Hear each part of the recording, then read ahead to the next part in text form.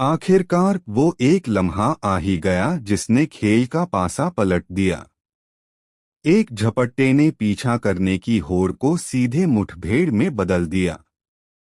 शुतुरमुर्ग को जमीन पर गिरा देना तो बस आधी जंग थी।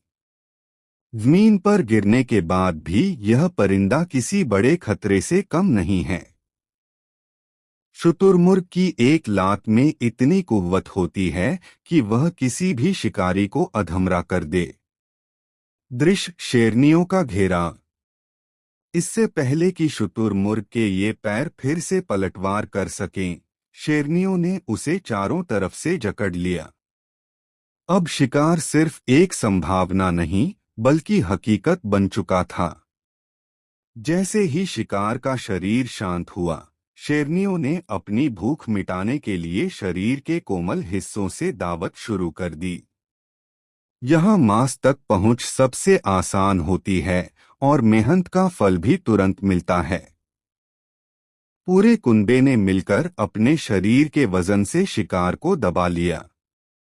अपने पंजों से जमीन पर पकड़ बनाई और गर्दन और कंधों के जोर से मांस को नोचना शुरू किया।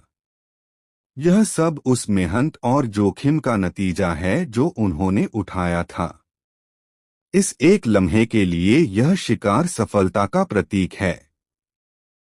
जंगल में शिकार सिर्फ भूख के लिए नहीं होता, यह मर्यादा, वर्चस्व और उन अनकहे नियमों के बारे में है जो तय करते हैं कि दावत शुरू होने पर सबसे ज्यादा हक किसका होगा। जहां पूरा कुनबा इस शिकार पर टूट पड़ा था, वहीं एक शेरनी की नजर अब भी दूर भागते दूसरे शुतुरमुर्ग पर थी। उसे उम्मीद थी कि अकेले किया गया शिकार इस भीड़-भाड़ वाली दावत से कहीं बेहतर होगा। उसने अपनी पूरी ऊर्जा झोंक दी, पर अकेले उस काम को अंजाम देना पहाड़ तोड़ने जैसा था जो अपनों के साथ आसान होता है। अंत में वह हार मानकर छाव की तलाश में मुड़ गई। मैदान में फिर से सन्नाटा पसर गया। अब वह अकेला परिंदा खुले मैदानों की ओर निकल पड़ा है, जहां उसकी टोली सुरक्षित है।